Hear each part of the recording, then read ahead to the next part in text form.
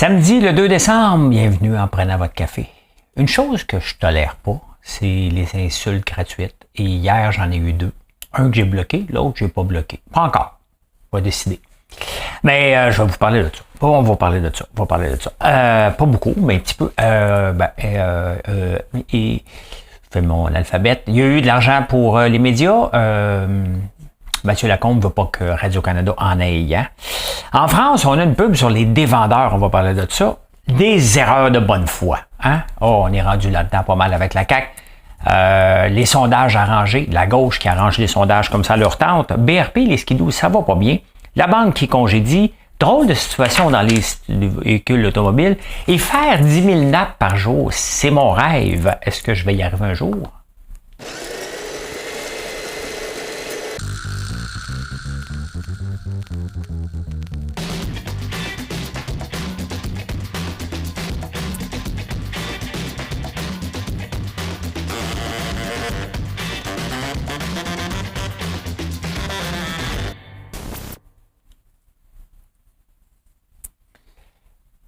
Peut-être, je vais y arriver.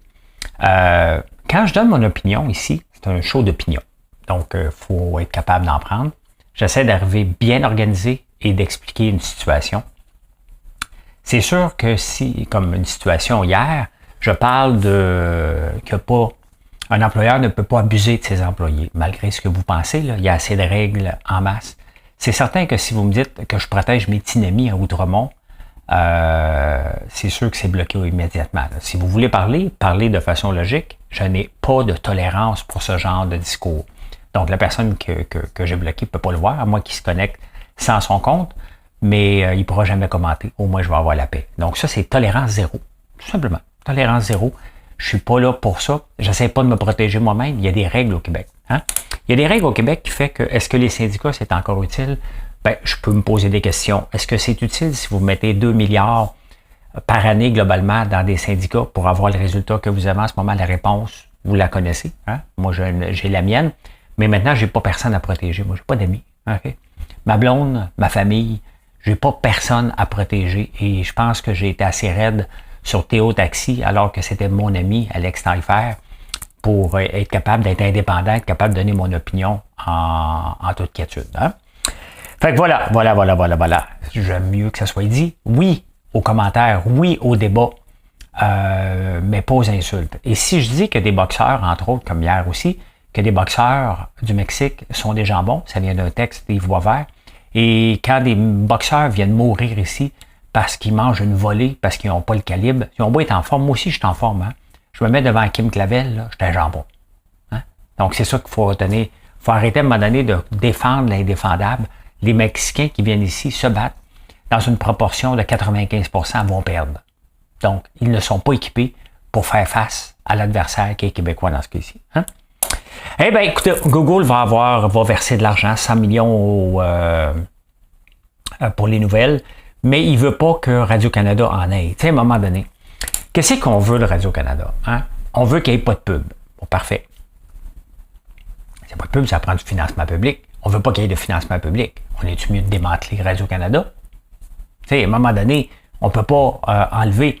Est-ce que Radio-Canada a le droit de jouer dans les plates-bandes de la pub? Oui. Ils en mettent. Hein? Est-ce qu'ils devraient faire mieux? Ben oui. Radio-Canada, c'est le seul qui investit en ce moment dans des nouvelles tours. Alors que tout le monde dans le 16. Il y a trop d'argent à Radio-Canada, c'est bien évident. Mais ils ont le droit, eux aussi, à ça. Puis dans le fond, le 100 millions que Google donne, c'est tout le monde. Dès qu'on amène que si ça marche pour les journalistes puis les journaux, dès qu'on amène quelqu'un sur notre site, selon cette logique-là, on devrait avoir droit à notre part de gâteau, nous aussi. Hein? Un peu comme sur YouTube. Hein? Sur YouTube, je fais des vidéos. Vous voyez des petits pubs, ça me donne des sacs de peanuts. Hein? Et puis des peanuts pas chers, là, par jour. Donc, si j'ai le droit parce que je fais une vidéo, pourquoi j'aurais pas le droit si je fais un texte et j'amène du monde? Donc, pour que les gens aient tendance à venir sur Google aussi, qu'ils puissent vendre de la pub, parce que c'est ça.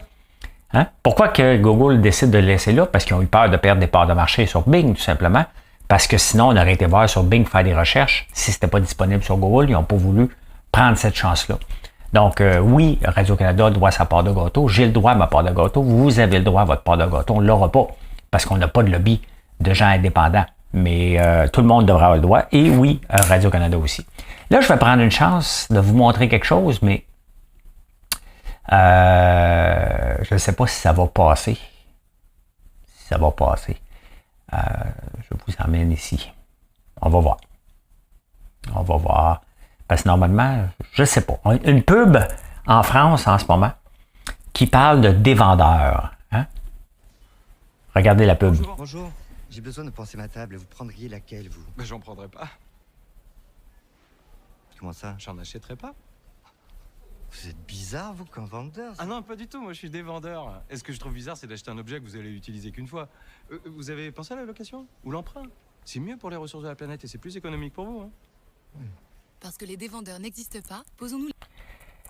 Il y a quelque chose, il y a quelque part que ça fait du sens dans un contexte de ne pas gaspiller. Mais c'est le gouvernement qui finance ça. Et on est à l'approche des fêtes, c'était pour le Black Friday, donc ça passe mal. Hein?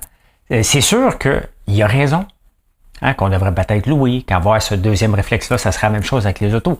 Mais si le gouvernement, là c'est en France, si le gouvernement fait ça pour une drill, il devrait faire ça pour une auto aussi. Hein, de dire, achetez-le pas, regarde, on va avoir l'auto autonome. Donc, investir là-dedans. Il y a quelque chose de, en même temps, le gouvernement a besoin d'une économie forte. Tous les gouvernements ont besoin d'une économie forte, une économie, une société de consommation. On n'a pas le choix, ça passe par là pour maintenir notre rythme de vie. Et en même temps, ben, on voit une pub comme ça, disant ne pas acheter. Ça fait réfléchir. Hein? Et qu'est-ce que vous en pensez? Hein? Moi, j'étais un peu fâché, non, mais perplexe par rapport à ça. Hein? Perplexe. Il y a des moments où on peut le faire d'un autre, parce que là, on attaque directement le bien de consommation et c'est beaucoup, beaucoup d'économies. C'est une grosse économie, donc, pour les pays. Donc, voilà. Hein? Le taux de chômage a monté à 5,8 %, ce qui, quand même, commence à être élevé, là. Le problème en ce moment, et ceux qui n'aiment pas l'immigration vont avoir des diminutions dans les prochaines semaines, la création d'emplois ne suit pas le pace des nouveaux immigrants qui arrivent. Donc, c'est pas que les gens ont perdu leur job, là. C'est pas ça. C'est qu'il y a trop d'immigrants qui rentrent par rapport à la création d'emplois qu'on fait, bien entendu, avec un resserrement économique comme on vit en ce moment. Donc, le taux de chômage a augmenté à 5,8. Au Québec, il est passé de 4,9 à 5,2. Ce qui est encore respectable, et c'est la preuve que les taux d'intérêt, l'augmentation des taux d'intérêt, font leur job. Est-ce qu'on va s'approcher d'un taux de chômage à peu près de 7 %? Je pense. Je pense qu'on va frôler le 6 ou le 7 % facilement d'ici le mois d'avril. Donc, à suivre. Hein? Et la ville du futur, hein? La ville du futur est ici. Quand je suis arrivé à Montréal en 1994, donc ça a l'air de rien, mais ça fait déjà 29 ans que je suis ici. Ça passe vite en tabarnouche. Et une des choses qu'on parlait à Montréal, c'est que c'était un trou de beigne. Hein? Donc, toutes les banlieues, tout alentour, c'est occupé, mais le centre-ville était vide. On a revitalisé le centre-ville, Griffintown, on a les tours du Canadien, toutes les tours qui se bâtissent, on a fait le quartier des spectacles. Et là, on fait ça, et là, ça redevient un beigne. Hein? Les lundis, le mercredi, le vendredi, les centres-villes sont vides à peu près partout. Les gens travaillent de la maison. D'ailleurs, on est un des peuples qui travaille le plus du groupe des 7. On travaille en moyenne 1,7 jours par semaine à la maison. Donc, surtout les lundis et vendredis. Donc, qu'est-ce qu'on va faire? Hein? Il y a un grand... C'est pas juste Montréal, là, c'est vraiment mondial, cette situation-là. Qu'est-ce qu'on fait avec nos centres-villes? Hein? C'est assez... On veut des centres-villes qui sont beaux. Ici, on est quand même chanceux à Montréal. Faut pas l'oublier. On a une rue Sainte-Catherine. Maintenant, il faut la revitaliser, la redonner aux touristes et non pas aux gens qui travaillent au centre-ville. Il faut la développer et la rendre encore plus attrayante pour en faire un pôle touristique. Le problème, c'est qu'il y a toujours des constructions. Donc, il y a un chemin à passer vers ça. Mais on est chanceux d'avoir la rue Sainte-Catherine, d'avoir le quartier des spectacles. C'est sûr que je suis sévère avec les administrations municipales, mais il reste que c'est parce que c'est trop long et ça coûte trop cher. Mais il reste que, tranquillement, on doit développer une société des loisirs au centre-ville parce qu'on s'en sortira pas. Il y a des centres-villes qui vont l'arracher. On est quand même assez choyé ici d'avoir une rue Sainte-Catherine. C'est pas ça, elle est là depuis toujours. Là. Elle était commerciale avant, elle est devenue plus bureau, puis là, on la redonne commerciale. Donc, voilà. J'aime ça, moi, aller marcher sur la rue Sainte-Catherine dans le temps des fêtes. Les premières neiges, là, je m'habille. J'aime ça aller la marcher, puis regarder.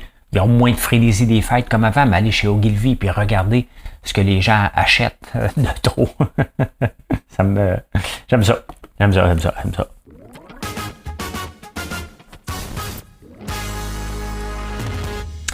Le panier d'épicerie, hein?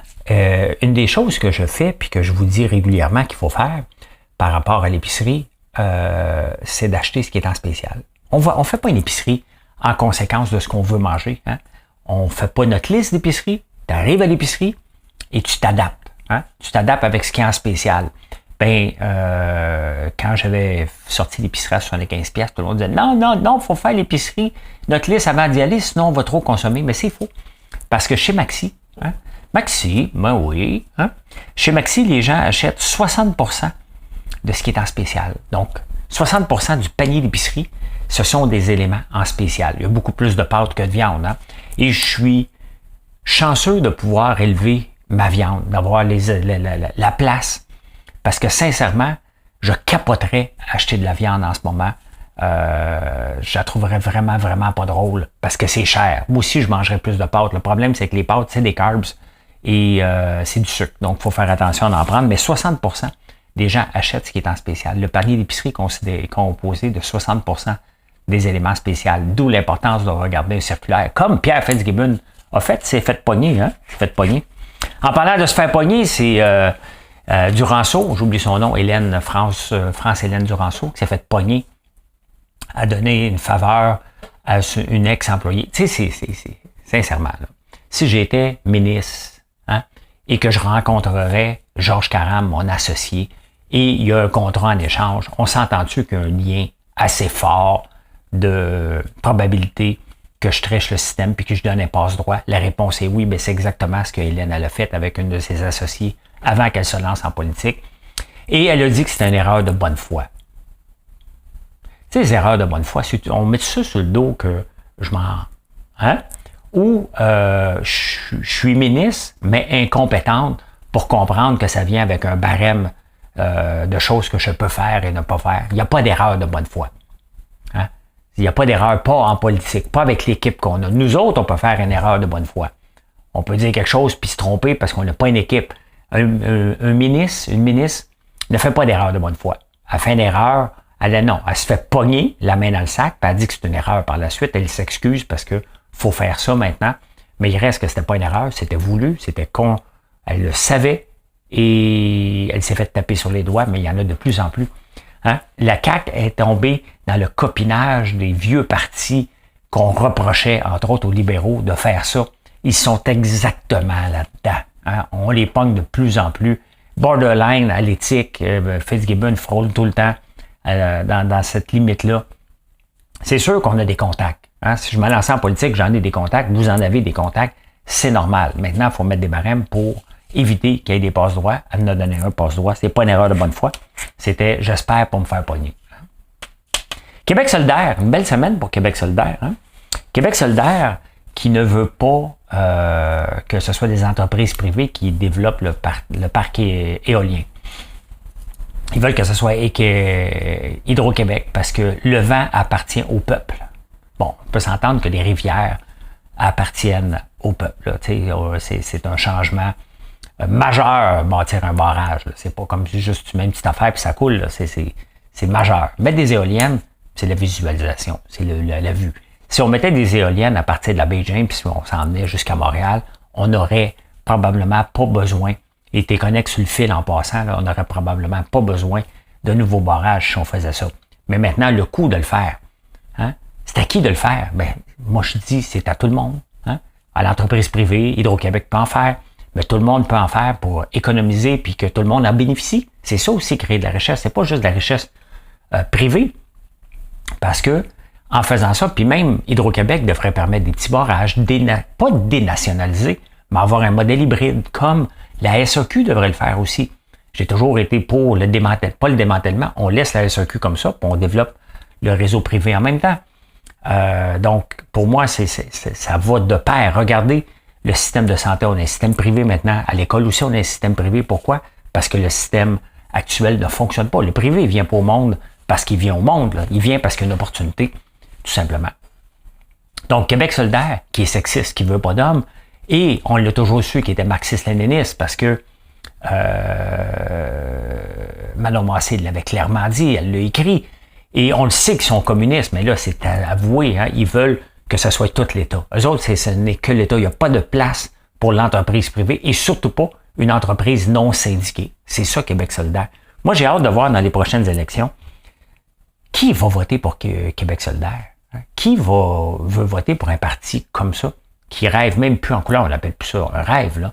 C'est de se baser, regarder ce qui se passe en Corée du Nord, en Russie, en Venezuela, des pays communistes à l'os, et on veut copier les pires. Hein? C'est ça qu'on fait, là. C'est ça qu'on fait. Et ce parti-là se veut de gauche pour le peuple, alors qu'il s'en balance bien raide du peuple, là. C'est pas ça qu'il veut. Ça va être intéressant les prochaines élections, je vous le dis, moi. Je vais aller voter.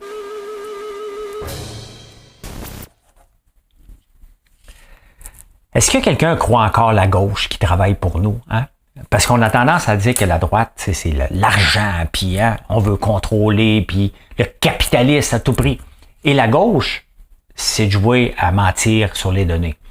Bruno Marchand, écoutez, on n'a jamais parlé autant de votre maire, les gens de Québec, que celui de Montréal. Il faut le faire, là. Bruno Marchand, qui veut avoir 40% pour son tramway d'appui du public minimum. Le sondage lui donne 34%. Il y a 6% d'indécis. Il dit, j'ai aimé là-dedans. Les fonctionnaires de la ville disent, non, tu peux pas faire ça. Je veux 40%. Je vais pas en conférence de presse si j'ai pas 40%. Donc, je mets 40%, point final. L'appui, le sondage sur l'appui. Hein, les syndicats, c'est des gens de gauche. Hein, les syndicats qui disent, j'ai l'appui de la population. Ouais. Où tu l'as pris ton appui en faisant un sondage bien arrangé, bien entendu. Les sondages, pour moi, là, ça vaut ce que ça vaut parce que la question est posée en conséquence. Hein. Si on va avoir un vrai sondage, là, vous avez déjà passé un test de yeux chez l'ophtalmologiste, là. Tu vas me dire si tu vois mieux avec le côté gauche ou droit. Clic, clic, clic, clic, clic, clic, clic, clic. Puis à un moment donné, tu arrives avec une bonne vision. Hein. Ben, c'est ça un sondage. Le sondage, on le fait pas. Êtes-vous pour un Québec indépendant? Non. Oui. Hein? Donc, il faut le poser la même question. Dans le même sondage, il devrait y avoir à peu près 8 questions tordues pour arriver à m'en donner un résultat. Ben, c'est ça qu'on fait. Hein? L'appui des parents, je pense que si tu leur demandais vraiment en privé, là, vraiment un vrai sondage en privé de tout le monde, hein? Quel est l'appui des professeurs pour la grève? Quel est l'appui des parents vraiment? Vous allez voir qu'on aurait un sondage qui est différent. Mais on fait parler les sondages pour se donner raison. Et c'est pour ça que la plupart des gens de gauche, puis même la CAQ, vont travailler en fonction des sondages parce qu'ils vont faire un sondage en conséquence de la réponse qu'ils veulent avoir. Et après ça, ben, ils vont l'adapter tout simplement. Hein? C'est quoi ce bruit-là? Ils vont l'adapter tout simplement. Ah, c'est parce que ça frotte ici, OK. Je vois. On va l'arranger parce que ça va vous taper ses nerfs. C'est mieux, là. C'est beaucoup mieux. C'est beaucoup mieux comme ça. Bah, ça va-tu mieux, là? Ouais. Je peux bouger. OK. Fait que c'est ça, hein? Faites attention au sondage. Moi, j'y crois pas trop. Tant qu'il n'y aura pas plusieurs questions pour amener dans un entonnoir, on va leur faire dire ce qu'on veut leur faire dire, tout simplement. Hein? Ça va en finance.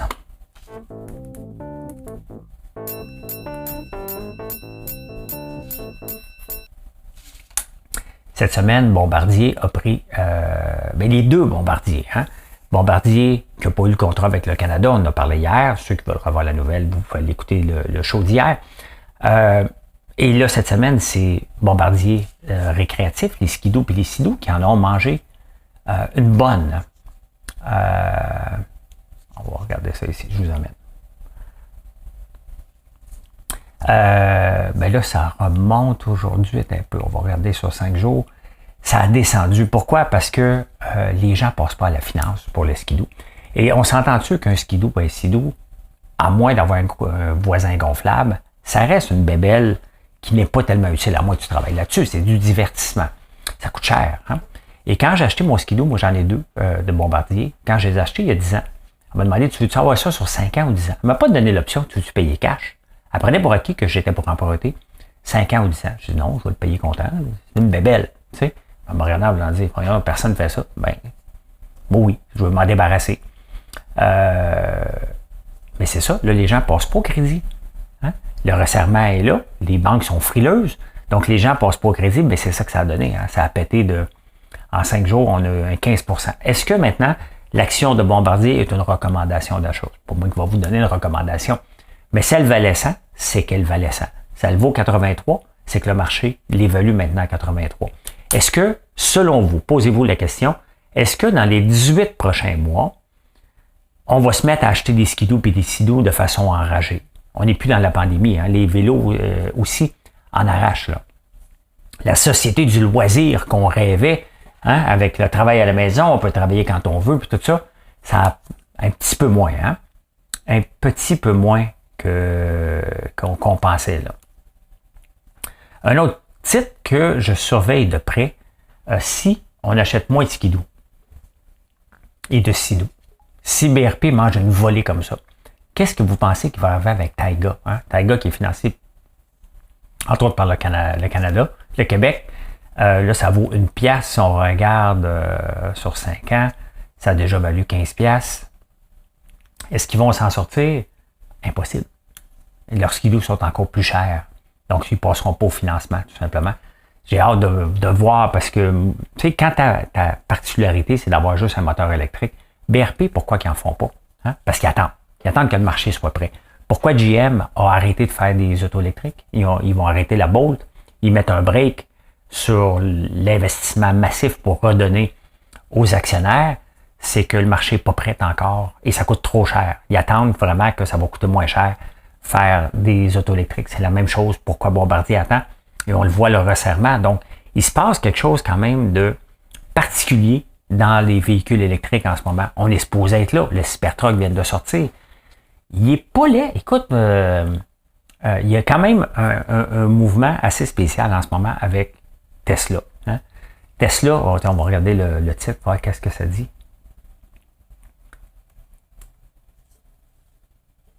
Bon. Il y a un peu de chicane entre Tesla. Il est toujours pris. Donc, ceux qui aiment Tesla l'aiment inconditionnellement. Moi, je rêve d'un camion autonome. OK? Avec une bonne autonomie. Et j'ai besoin d'un camion. Il est laid, le Tesla. J'ai pas vu le prix encore au Canada, mais il correspond à ce que je veux avoir comme remplacement de mon diesel. Pas en fait de beauté. Je m'en fous un peu de la beauté. Je vais avoir du confort. Je vais avoir de l'autonomie. Et je vais avoir de la force pour tirer des choses. Hein? Donc, ce camion-là a tout ce qu'il faut pour me rendre heureux, mais je ne suis pas prêt à l'acheter tout de suite. On va attendre qu'il débogue et qu'il ait toutes sortes de problèmes réglés. Là. Mais je trouve ça intéressant. Cependant, le marché n'est pas là. Le marché est comme froid un peu. Xpeng, un gros fournisseur chinois, a rapporté des bons chiffres et pourtant l'action descend. Tout simplement, les gens attendent. On est parti en fou. Puis là, on attend. On dit, OK, parfait. Oui, on s'en va vers là, mais ça coûte encore trop cher, puis on n'est pas capable de vendre des véhicules. Puis avec le resserrement du crédit, on le voit. Bombardier le dit, mais c'est la même chose avec les autos de luxe. Ça va se resserrer de plus en plus dans les prochains 18 à 24 mois. Donc, mieux d'attendre, mais on va voir. Hein? On va voir. C'est rare qu'on parlait de ça, hein, des mises à pied dans les banques. Les banques vont relativement bien quand même, mais TD Bank vient d'annoncer 3000 personnes à la porte. Il y en avait CIBC l'année passée, Banque de Montréal aussi. Ils ont fait tout le tour un peu, Banque Royale aussi. Donc, c'est normal.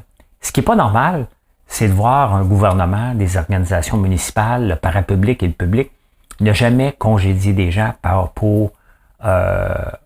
parce que la situation économique le dicte, parce qu'on a un changement. Les administrations municipales et provinciales, et c'est pour ça qu'il n'y a pas d'argent pour le reste du monde, on ajoute, on rajoute. Puis à un moment donné, ça devient gros. On ne fait jamais une revision des processus pour dire, hey, est-ce qu'on a besoin de ça encore, ce service-là, ce rapport-là? Et quand on prend ça de façon granulaire, on peut voir qu'à la fin, il y a moyen de faire des coupures. Le but n'est pas d'être sauvage, mais ça fait partie. On sert la clientèle. Ce n'est pas normal qu'on ne congédie jamais, on ne met pas un dossier aux poubelles. C'est pas normal. Ce qui est normal, c'est ce qu'on voit à la TD Bank, malheureusement. Si le chômage augmente, ben c'est sûr qu'il y a des mises à pied aussi. Il n'y a pas juste l'immigration, mais il y a des mises à pied aussi. Hein? Donc voilà, on s'en va insolite.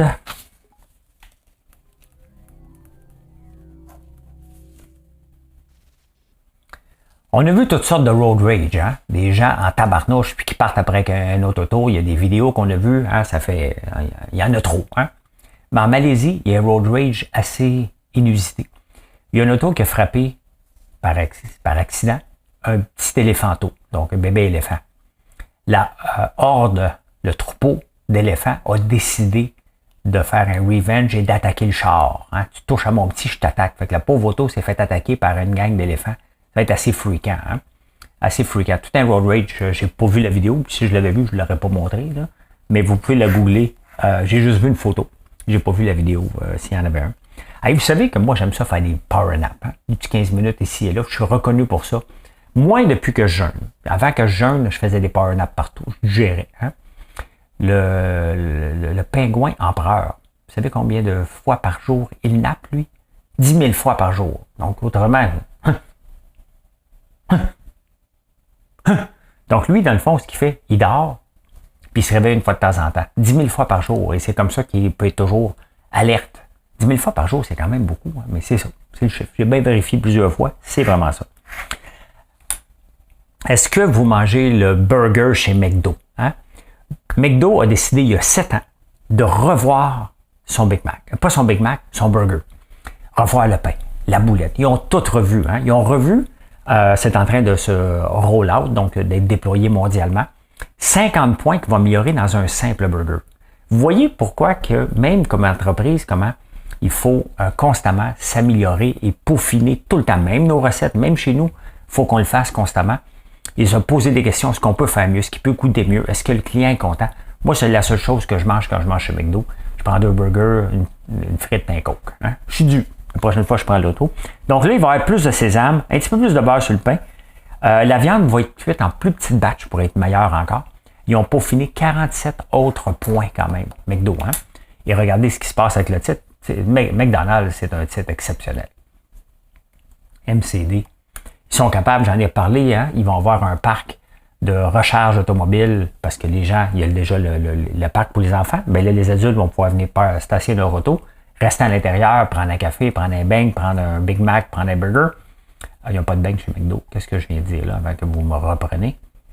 Et regardez, depuis 5 ans, l'action de McDonald's est toujours à la hausse. Elle a bénéficié beaucoup du cannabis parce que les gens ont des munchies après.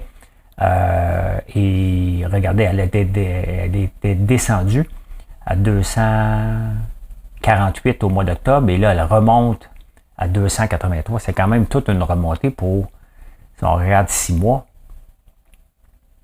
15% en 1 mois et demi. Quand même, hein? Quand même. Donc, vous voyez, des fois, on cherche le titre exceptionnel et pourtant, c'est dans les papères. Mais ils sont capables de s'adopter constamment ces entreprises-là. Donc, 50 améliorations sur un petit burger, il faut le faire quand même. Hein? Eh bien voilà, comment j'ai vu l'actualité en ce beau samedi. Venez nous voir, ce soit à la boutique, françoislambert.one, en ligne. Et oui, je veux faire partie de votre Noël. On a beaucoup de produits, venez voir, que ce soit pour une tasse à café, que ce soit pour les gaufres que je viens de parler, que ce soit pour popcorn, bien entendu, si vous voulez vous gâter un popcorn au chocolat. On a tellement de beaux produits et je veux faire partie de votre Noël. Donc, merci de me donner cette opportunité-là. françoislambert.one, O-N-E. Bye, bonne journée.